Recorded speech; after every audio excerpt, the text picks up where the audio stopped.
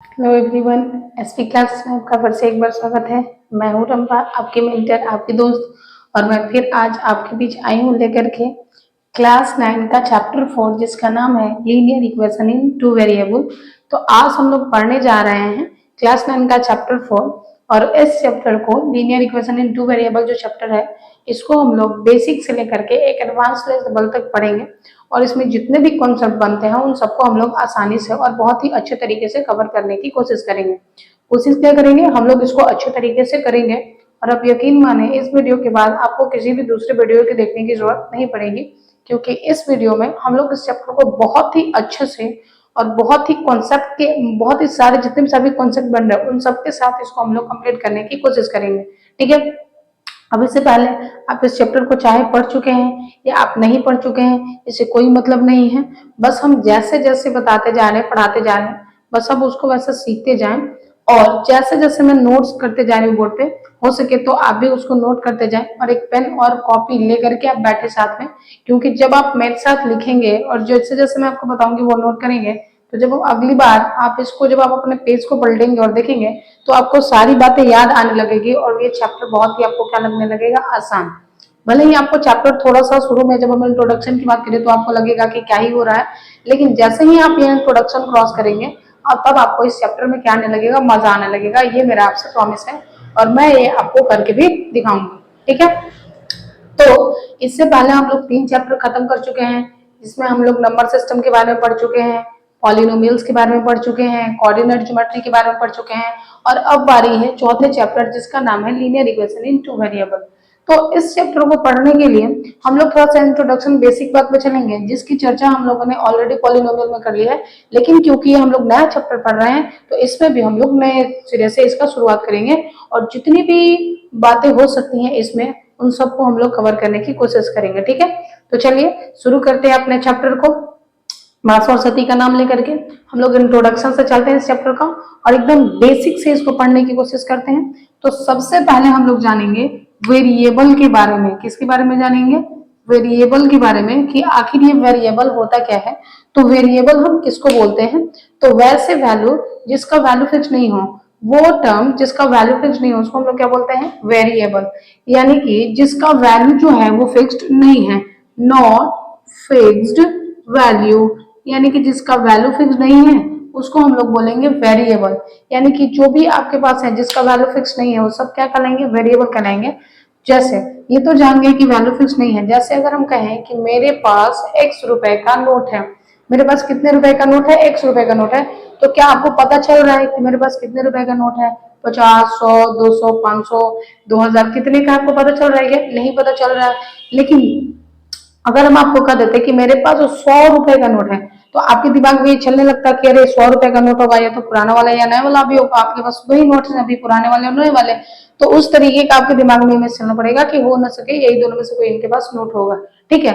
लेकिन अगर हम एक्स बोल रहे हैं तो आपको तो कुछ पता नहीं चल रहा है। तो जिसका वैल्यू फिक्स नहीं हो उसको हम लोग क्या बोलते हैं? वेरिएबल। ठीक है। लेकिन जिसका वैल्यू फिक्स्ड हो उसको हम लोग बोलते हैं कांस्टेंट। यानी कि जिसका वैल्यू फिक्स्ड हो, यानी कि जो हर जगह आपका क्या रहेगा? बराबर ही रहेगा। यानी कि अगर आपके पास एक 10 का नोट है, तो वो 10 का नोट आपके लिए भी वही होगा। जैसे मैं अगर आपको दिखाने की कोशिश करूं, तो ये मेरे पास एक 50 का नोट है। किसका है? 50 का नोट। अगर मैं कहूं कि मेरे पास एक 50 रुपए का नोट है, तो आपके दिमाग में इसका फिगर आएगा और आप जान जाएंगे कि 50, ये मेरे लिए भी 50, आपके लिए भी 50, दुकान में देंगे इसके लिए 50, किसी मार्केट में लेके जाएंगे उसके लिए भी 50, किसी आप कहीं भी आप चले जाए किसी दुकान पर लेके, तो इसका वैल्यू कितना रहेगा? 50 ही रहेगा। यानी कि ये जो नोट है इसका वैल्यू क्या हो गया? फिक्स्ड हो गया। तो जब किसी चीज का वैल्यू फिक्स्ड हो जाता है तो उसको हम लोग बोलते हैं कांस्टेंट। और जिसका वैल्यू फिक्स नहीं रहता उसको हम लोग क्या बोलते हैं? वेरिएबल बोलते हैं। क्या बोलते हैं? वेरिएबल। ठीक है। तो अब हम इसको पहचाने कैसे? तो आप सिंपली ये याद रख सकते हैं कि एबीसीडी के जितने भी लेटर्स होंगे, यानी कि आपके जो अल्फाबेट्स में A B C D each करके आप जेड तक जा सकते हैं, जितने भी लेटर हैं वे सबके सब क्या कहलाएंगे? आपके वेरिएबल कहलाएंगे। इसको पहचानने का तरीका ये है। और भी वेरिएबल्स होते हैं जैसे अल्फा बीटा गामा, इसका हम लोग यूज करेंगे। लेकिन जनरली अगर आप वेरिएबल को समझना चाहें तो जिसका वैल्यू फिक्स नहीं हो, और एबीसी में जितने भी लेटर हैं 1 से लेकर के 26 तक, वो सारे के सारे हम लोग क्या कहेंगे कि वेरिएबल्स हैं। बात करें कांस्टेंट की, तो जिसका वैल्यू फिक्स्ड है तो वैल्यू फिक्स्ड है, इसको पहचाने कैसे? तो आपके पास जितने भी नंबर हैं, यानी कि आपके नंबर सिस्टम में जितने भी नंबर है, real number, rational number, irrational number, square number, root number, जितने भी नंबर है वो सारे के सारे नंबर कैसे नंबर कहलाएंगे? वो सारे के सारे क्या कहलाएंगे? कांस्टेंट कहलाएंगे। क्या कहलाएंगे? कांस्टेंट। यानी कि आपके पास जितने भी नंबर्स हैं, जितने भी नंबर्स आपके पास एग्जिस्ट करते हैं, वो सब आपके कांस्टेंट कहलाएंगे। और जितने आपके एबीसीडी के लेटर्स हैं या और जो सिंबल हम लोग यूज करते हैं, वो सब के सब आपके क्या है? वेरिएबल है। बेसिकली आप अभी इतना भी याद रखेंगे तो आपको समझ में आ जाएगा, क्योंकि आप एक चीज यहाँ देख लें कि जिसका वैल्यू फिक्स नहीं हो उसको हम लोग क्या बोल रहे हैं? वेरिएबल। आई होप ये कांस्टेंट और वेरिएबल आपको अच्छे से समझ में आ गया होगा। अब हम लोग चलेंगे कांस्टेंट और वेरिएबल के बाद अलजेब्रिक एक्सप्रेशन पे। तो आप पहले भी पढ़ चुके हैं अलजेब्रिक एक्सप्रेशन के बारे में। अलजेब्रिक एक्सप्रेशन होता क्या है भाई? तो अलजेब्रिक एक्सप्रेशन आपका क्या है? Combination of term. Combination of term are called algebraic expression. यानी कि आपका जो ये कॉम्बिनेशन है, combination of term is called algebraic expression. आप कर सकते हैं, यानी कि टर्मों का कॉम्बिनेशन, यानी कि एक से ज्यादा टर्म या एक टर्म जब आपके पास आता है तो उसी को हम लोग क्या करते हैं? Algebraic expression. जैसे एग्जांपल के लिए आप देख सकते हैं, जैसे एग्जांपल में हम लिख दें 4x प्लस 3y प्लस 10, तो ये आपका क्या हो गया? एक अलजेब्रिक एक्सप्रेशन हो गया, क्योंकि आप यहाँ देख रहे हैं ये भी टर्म, ये भी टर्म, ये भी टर्म, ये कॉम्बिनेशन ऑफ टर्म से मिलकर के बना हुआ है। अगर हम आपको कह दें कि 4y ये दूसरा, तो ये भी आपका क्या है? एक अलजेब्रिक एक्सप्रेशन है, क्योंकि ये क्या है? टर्म से बना हुआ है। अब टर्म क्या हो सकते हैं? तो टर्म अगर हम बात करें किसका? टर्म का। ये सारी चीज हम लोग पॉलिनोमियल में कवर कर चुके हैं, लेकिन एक बार फिर हम लोग देख रहे हैं। टर्म आपका वेरिएबल हो सकता है। क्या हो सकता है? आपका वेरिएबल हो सकता है, आपका कांस्टेंट हो सकता है, आपका वेरिएबल गुने कांस्टेंट हो सकता है, फिर वेरिएबल गुने वेरिएबल हो सकता है। यानी कि ये चारों के चारों टर्म बना सकते हैं। एक सिंगल वेरिएबल भी टर्म बना सकता है, एक सिंगल कांस्टेंट भी टर्म बना सकता है, वेरिएबल और कांस्टेंट साथ में आके भी टर्म बना सकते हैं, और वेरिएबल वेरिएबल साथ में भी आकर के टर्म बना सकते हैं। ठीक है। और जो टर्म होता है, टर्म को सेपरेट कौन करता है? तो प्लस और माइनस का साइन, यानी कि term is separated by plus और माइनस। यानी कि आपका जो टर्म होता है ना, तो टर्म जो होता है, term is separated by plus और माइनस साइन। यानी कि जो आपका टर्म है उसको हम लोग किससे अलग करने का काम करते हैं? माइनस और प्लस से। जैसे यहाँ पे आप देख रहे हैं कि यहाँ पे प्लस आ गया तो ये एक अलग हो गया और ये एक अलग हो गया, फिर यहाँ पे प्लस आ गया तो ये अलग हो गया और ये अलग हो गया। अब ये वाला टर्म आप देखिए किससे मिलकर के बना हुआ है? कांस्टेंट और वेरिएबल से। तो कांस्टेंट वेरिएबल मिला के भी टर्म बन सकते हैं। ये भी आपका कांस्टेंट और वेरिएबल से मिला तो ये भी बन सकता है। ये आप देख रहे हैं कि सिर्फ और सिर्फ कांस्टेंट है, तो कांस्टेंट भी आपका क्या बना सकता है? टर्म बना सकता है। यानी कि टर्म चार तरीके से बन सकता है। कोई वेरिएबल भी अकेला टर्म हो सकता है, कोई कांस्टेंट भी अकेला टर्म हो सकता है, वेरिएबल और कांस्टेंट भी टर्म बना सकते हैं, और वेरिएबल वेरिएबल भी टर्म बना सकते हैं। और आपका कॉम्बिनेशन ऑफ टर्म ही क्या कहलाता है? अलजेब्रिक एक्सप्रेशन कहलाता है। ठीक है। और टर्म को किससे सेपरेट होता है? तो प्लस और माइनस के साइन से। अगर आपको हम बोल दें कि इस वाले अलजेब्रिक एक्सप्रेशन में कितने टर्म है, तो 1 2 और 3। क्यों? क्योंकि यहाँ प्लस, ये प्लस और माइनस से ही सिर्फ और सिर्फ सेपरेट होते हैं। किसी भी टर्म को काउंट करने के लिए कभी भी आप मल्टीप्लीकेशन और डिवीजन के साइन को कंसिडर नहीं करते हैं। हम लोग हमेशा प्लस और माइनस को ही क्या करते हैं? कंसिडर करते हैं। आई होप आपको इतना समझ में आ गया होगा कि वेरिएबल किसको बोलते हैं, कांस्टेंट क्या है, अलजेब्रिक एक्सप्रेशन क्या है, और टर्म क्या है। ठीक है। तो अब हम लोग चलते हैं और आगे बढ़ते हैं, और अब देखते हैं हम लोग अलजेब्रिक एक्सप्रेशन के बाद इक्वेशन को। इन सारे टर्म को जोड़ करके हम लोग डेफिनेशन बनाएंगे linear equation of two variable. इसको समझने के लिए इन सब सारी चीजों को हम लोग कवर कर रहे हैं। तो अब हम लोग देखने जा रहे हैं क्या? इक्वेशन को। हम लोग अभी तक एक अलजेब्रिक एक्सप्रेशन को देख लिया, समझ लिया कि क्या होता है। हम लोग देख लिया कि वेरिएबल क्या होता है, कांस्टेंट क्या होता है, टर्म किस किस से मिलकर के बनता है, और अलजेब्रिक एक्सप्रेशन क्या होता है। अब हम लोग आगे बढ़ते हैं और हम क्या देखें कि अलजेब्रिक एक्सप्रेशन क्या है? कॉम्बिनेशन ऑफ टर्म है। जैसे यहाँ पे कितने आपको टर्म मिल गए? 4x 3y और 10। यहाँ पे आपको 3 टर्म मिल गए, क्योंकि हम अभी आपको बताते हैं कि टर्म जो होता है वो प्लस और माइनस से सिर्फ और सिर्फ सेपरेट किए जाते हैं। तो ये आपका अलजेब्रिक इक्वेशन हो गया। अब इक्वेशन क्या होता है? अभी हम लोग अलजेब्रिक इक्वेशन को समझे हैं, अब इसके बारी बारी से सारे वर्ड्स को हम लोग तोड़ने की कोशिश करेंगे। अब हम लोग समझेंगे इक्वेशन के बारे में। तो जब अलजेब्रिक एक्सप्रेशन में इक्वल का साइन आ जाए तो वही जो अलजेब्रिक इक्वेशन है वो क्या बन जाता है? अलजेब्रिक एक्सप्रेशन क्या बन जाता है? इक्वेशन।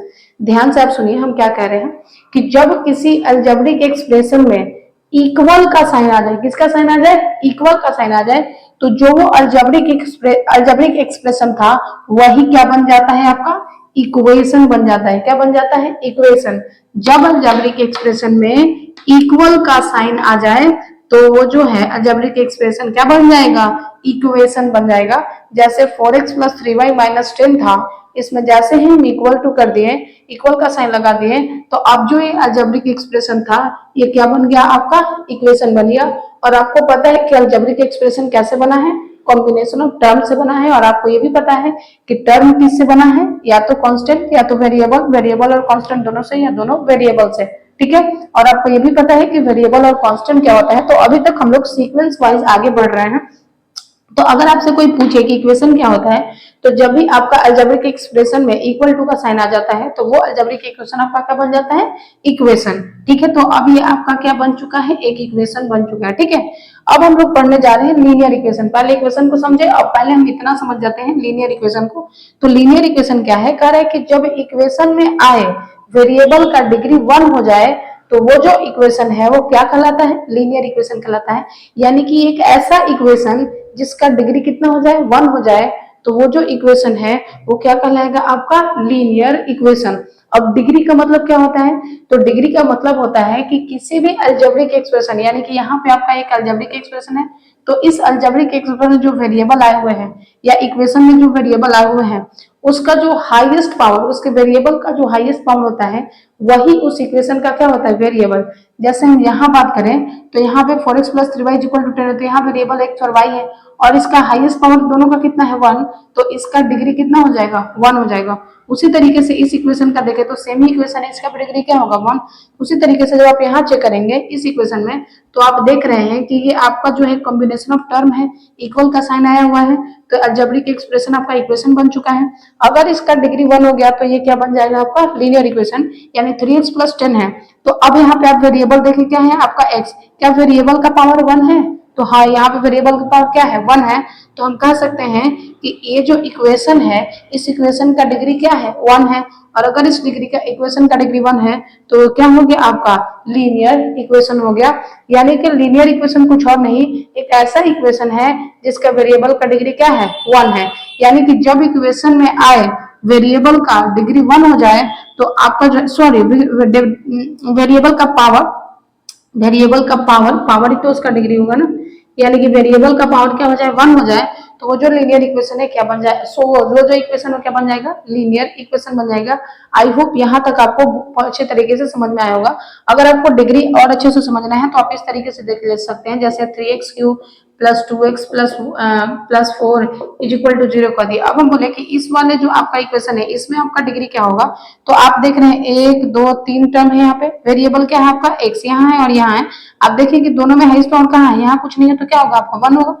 तो 3 है कि 1 है, तो 3 आपका हाईएस्ट पावर है, तो ये जो इक्वेशन है इसका डिग्री कितना हो जाएगा, 3 हो जाएगा। लेकिन हमको डिग्री कितना चाहिए, 1 चाहिए। यानी कि वेरिएबल का पावर जब 1 रहता है तो इक्वेशन आपका क्या होता है, लीनियर इक्वेशन होता है। आई होप यहाँ तक आपको समझ में आया होगा। अब हम लीनियर इक्वेशन तक पहुंच गए हैं, लेकिन हमको पढ़ना है लीनियर इक्वेशन इन 2 वेरिएबल। तो बस सिर्फ और सिर्फ इसमें क्या कर देना है कि एक ऐसा लीनियर इक्वेशन जिसमें 2 वेरिएबल आ जाए। जैसे अभी तो सिर्फ और सिर्फ यहाँ क्या आया हुआ है, 3x आया हुआ है, लेकिन यही अगर हम इस तरीके से कर दें, एक ऐसा इक्वेशन लिख दें जैसे 3x प्लस, आप ये वाला देखें, जैसे ये वाला इक्वेशन ऐसे 4y minus 10 is equal to 0 कर दे। अगर ये कर दें तो देखिए ये आपका अलजेब्रिक एक्सप्रेशन, आपका इक्वेशन बन चुका है। और इक्वेशन में भी कैसा है, लीनियर इक्वेशन है। और लीनियर इक्वेशन में भी देख रहे हैं कि यहाँ x और y 2 वेरिएबल्स आए हुए हैं और दोनों अलग अलग हैं, तो इसको हम लोग बोलेंगे लीनियर इक्वेशन इन 2 वेरिएबल। यानी कि जब कोई लीनियर इक्वेशन में 2 वेरिएबल आ जाते हैं तो वैसे इक्वेशंस को हम लोग बोलते हैं लीनियर इक्वेशन इन 2 वेरिएबल। ये आपका लीनियर इक्वेशन तो है, लेकिन यहाँ पे वेरिएबल सिर्फ और सिर्फ x है, तो ये लीनियर इक्वेशन इन 1 वेरिएबल है। लेकिन जैसे ही आप इस वाले में देखें, ये आपका लीनियर इक्वेशन भी है, क्या है, आपका एक लीनियर इक्वेशन है, लेकिन इसमें वेरिएबल कितने आ गए, 2 आ गए, तो अब ये कहलाएंगे linear equation in 2 variable. I hope ये सारी बातें आपको समझ में आ रही होंगी। हम लोग शुरू कहां से किए थे, वेरिएबल क्या होता है, कांस्टेंट क्या होता है, वेरिएबल और कांस्टेंट मिलाकर क्या बनते हैं, term. Term combination of term ही आपका क्या कहलाता है, अलजेब्रिक एक्सप्रेशन कहलाता है। या जब के एक्सप्रेशन जब इक्वल का साइन आएगा तो क्या बन जाएगा इक्वेशन, और अगर उस इक्वेशन का में जो वेरिएबल आया है अगर उसका पावर हाईएस्ट पावर 1 हो जाए तो वो जो इक्वेशन है वो क्या बन जाता है आपका लीनियर इक्वेशन बन जाता है। और अगर उसी लीनियर इक्वेशन में अगर आपके दो वेरिएबल्स आ गए तो वही लीनियर इक्वेशन आपका क्या कहलाएगा linear equation in two variables कहलाएगा। आई होप ये सारी बातें आपको समझ में आ गई होंगी। अगर ये आपको समझ में आ गया होगा तो अब आपको चैप्टर का आपका मतलब समझ में आ गया होगा कि linear equation in two variables क्या होता है, यानी कि एक ऐसा लीनियर इक्वेशन जिसमें दो वेरिएबल होते हैं उसको बोलते हैं हम लोग linear equation in two variable, जैसे आप यहाँ देख रहे होंगे। ठीक है, तो चलिए अब इसके आगे आप इसका स्टैंडर्ड फॉर्म देखते हैं और इसको अच्छे से एक बार और, अभी तो हम लोग बस बेसिक इंट्रोडक्शन कैसे समझ रहे थे, अब इसको हम लोग अच्छे से डेफिनेशन के साथ अच्छे से देख लेते हैं और उसको समझ लेते हैं linear equation in two variable को, ताकि आपके दिमाग में और अच्छे से ये बातें फिट हो जाए। तो चलिए अब हम लोग इसको अच्छे से और समझने की कोशिश करते हैं। डेफिनेशन देखते हैं जो आपके बुक में दिया हुआ है linear equation in two variables. तो लीनियर इक्वेशन टू वेरिएबल्स को अभी हम लोग अपने लैंग्वेज में समझने की कोशिश की, जो बेसिक लैंग्वेज निचोड़ होता है जिससे आपके दिमाग में फिट हो जाए, तो वो हम लोगों ने बातें समझ ली। लेकिन अब इसको हम लोग एक बार बुक में जो दिया हुआ लैंग्वेज उस लैंग्वेज से भी पढ़ लेते हैं। दिया हुआ है लीनियर इक्वेशन टू वेरिएबल्स की an equation of the form, एक ऐसा इक्वेशन जिस किस फॉर्म में है ax plus by plus c is equal to 0 where a b and c are real number and a is not equal to 0, b is not equal to 0 and x and y are variable of it is called linear equation in two variable। यानी कि एक ऐसा equation जो किस form में हो ax plus by plus c is equal to 0 के फॉर्म में हो, जहां पे ए बी और सी आपका क्या हो रियल नंबर हो, ए 0 के बराबर नहीं होना चाहिए, बी भी 0 के बराबर नहीं होना चाहिए, और यहाँ पे आपका वेरिएबल एक्स और वाई आपका क्या है तो वेरिएबल है। तो ऐसे लीनियर इक्वेशन को हम लोग बोलेंगे linear equation in two variable, यानी कि एक ऐसा इक्वेशन लीनियर इक्वेशन जिसमें दो वेरिएबल हो और जो वेरिएबल के साथ जो कांस्टेंट टर्म आया है वो 0 के बराबर न हो, तो वैसे इक्वेशन को ही हम लोग बोलते हैं linear equation in two variables. अगर इस लीनियर इक्वेशन के स्टैंडर्ड फॉर्म की बात करें तो वो होता है आपका ax plus by ax plus by plus c is equal to 0, यानी कि ax plus by plus c is equal to 0, जहां where a b and c यानी कि आपका जो a है b है और c है वो क्या होगा रियल नंबर होगा, और a और b आपका कभी भी 0 नहीं हो सकता है, एंड x एंड y आपका क्या है यहाँ पे वेरिएबल है। अब आप ये सोच रहे होंगे कि ये a और b 0 क्यों नहीं हो रहा है, क्योंकि जैसे ही आप a की जगह 0 लेंगे तो x को जब 0 के साथ गुना करेंगे तो क्या हो जाएगा 0, और ये वेरिएबल खत्म हो जाएगा और आपका सिर्फ और सिर्फ एक ही वेरिएबल बच जाएगा। तो ये आपका linear equation in one variable हो जाएगा। इसीलिए वेरिएबल के साथ जो कांस्टेंट आया हुआ है वो कभी भी 0 नहीं हो सकता है, 0 को छोड़कर कुछ और हो सकता है। ठीक है, तो ये आपका है स्टैंडर्ड फॉर्म ऑफ क्या linear equation in two variable. ठीक है, जहां पे ए बी सी आपका रियल नंबर ए बी 0 नहीं हो सकता है और एक्स और वाई आपका क्या होगा वेरिएबल होगा। जैसे अगर एग्जांपल में देखें तो यहाँ हम एक एग्जांपल लेके हैं 3x minus Y plus 2 is equal to 0, 3x minus Y plus 2 is equal to 0। तो आप देख रहे हैं यहाँ 3x ये हो गया आपका y, ये आपका हो गया ax, ये हो गया आपका by, ये हो गया c इज इक्वल टू क्या होगा 0। तो ये जो है लीनियर इक्वेशन किस फॉर्म में है अपने स्टैंडर्ड फॉर्म में है। अगर हम कहें कि यहाँ a बराबर क्या है तो ये a बराबर यहाँ 3 है, और अगर हम कहें कि b बराबर क्या है तो b यहाँ पे आप देख रहे हैं कि कुछ नहीं, इसका मतलब यहाँ 1 रहा होगा, और साइन के साथ हमेशा टर्म को हम लोग साइन के साथ लिखते हैं, तो यहाँ b के साथ क्या हो जाएगा -1 हो जाएगा, और अगर हम c बोले तो क्या मिल जाएगा आपको 2 मिल जाएगा।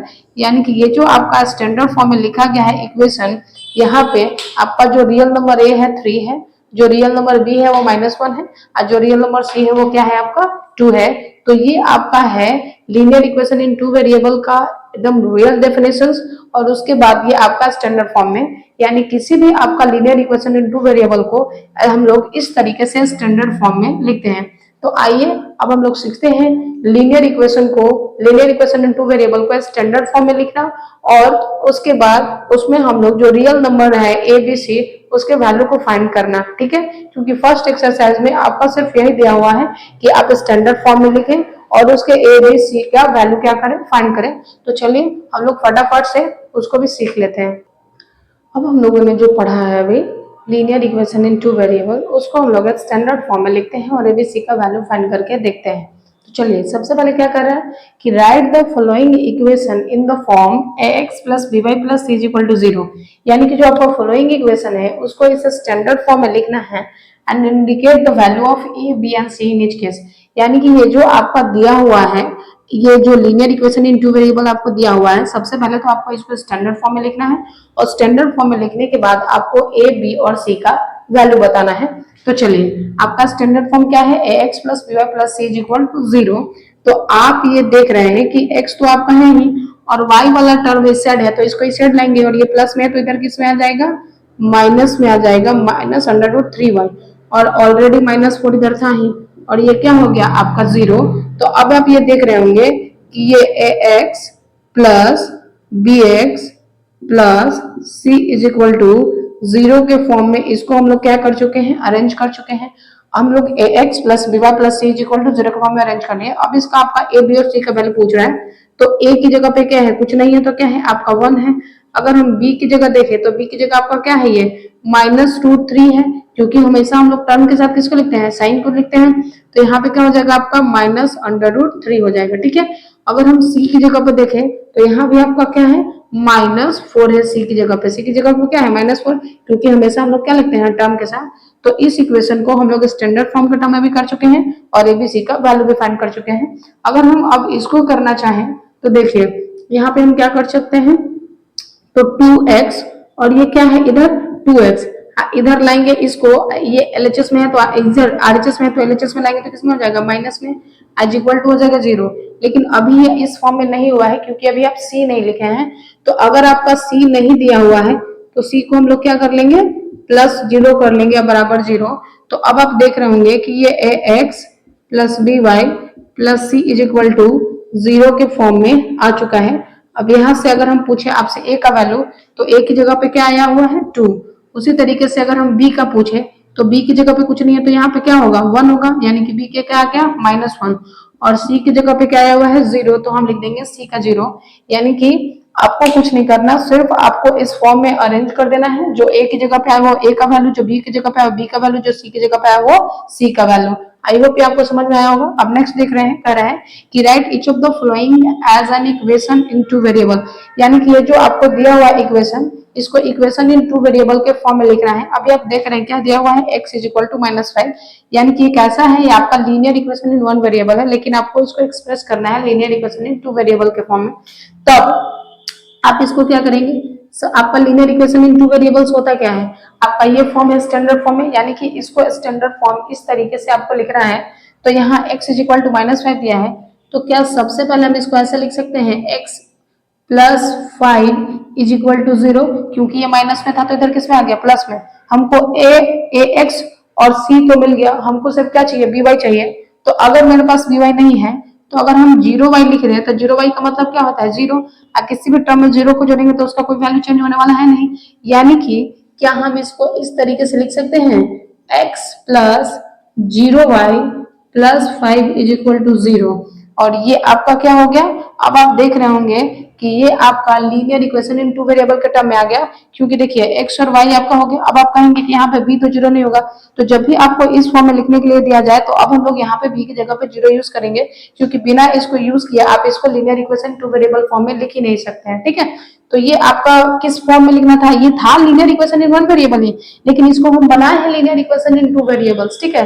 तो उस कंडीशन में आप यूज कर सकते हैं, और ये आपका हो चुका है आप किस फॉर्म में, तो linear equation in two variables के फॉर्म में। उसी तरीके से जब आप इसको करेंगे तो आप इसको क्या लिख सकते हैं, आप इसको लिख सकते हैं y - 2 बराबर 0, इधर से 2 इधर लेके आए, प्लस में था तो माइनस में हो गया। अब इसके साथ हम क्या लिख सकते हैं, हम लिख सकते हैं 0x plus y - 2 is equal to 0, और इस तरीके से ये भी आपका किसमें हो चुका है, linear equation in two variable में। x और y यहाँ पे क्या है आपका 2 वेरिएबल है, और y का डिग्री क्या है, अब वैल्यू हाईएस्ट पावर क्या है आपका 1 है, तो 1 है तो ये क्या हो गया आपका linear equation in two variables हो गया, ठीक है। आई होप ये सारा चीज आपको समझ में आ गया होगा। पढ़ना है तो अब पढ़ना है लीनियर इक्वेशन के सॉल्यूशंस के बारे में, और वो जो आपका linear equation in two variable है उसके ग्राफ ड्रॉ करने के बारे में। तो ये वीडियो ज्यादा लंबा ना हो जाए इसीलिए अब उसको हम लोग कवर करेंगे नेक्स्ट वीडियो में। तो अब हम आपसे मिलते हैं नेक्स्ट वीडियो में, और उसमें तब तक हम लोग सीखेंगे क्या, तो लीनियर इक्वेशन के सॉल्यूशन को फाइंड करना, और लीनियर इक्वेशन को ग्राफ पे रिप्रेजेंट करना। ठीक है, तब तक आप इन सब सारे क्वेश्चनों को आप प्रैक्टिस करें। फर्स्ट वाला एक्सरसाइज अब आपसे आसानी से बन जाएगा, जिसको आपको स्टैंडर्ड फॉर्म में लिखना है और आपको एबीसी का वैल्यू बताना है। ठीक है, स्टैंडर्ड फॉर्म में लिख करके और 2 वेरिएबल्स में एक्सप्रेस करना है। तो आप फर्स्ट वाले एक्सरसाइज को तब तक करें, और आप किसी भी बुक के एक्सरसाइज को आप कर सकते हैं, फर्स्ट वाले एक्सरसाइज को। नेक्स्ट हम आपसे मिलते हैं नेक्स्ट वीडियो में, और उसमें हम लोग सीखेंगे सॉल्यूशन ऑफ लीनियर इक्वेशन के बारे में। तब तक आप अच्छे से पढ़ते रहें, खुश रहें, स्वस्थ रहें, और हमारे चैनल को लाइक, शेयर और सब्सक्राइब जरूर करें, क्योंकि यही हमें क्या करता है, मोटिवेट करता है आपके लिए नए नए कंटेंट और अच्छे अच्छे कंटेंट को लाने के लिए। तो चलिए मिलते हैं नेक्स्ट वीडियो में, तब तक के लिए थैंक यू।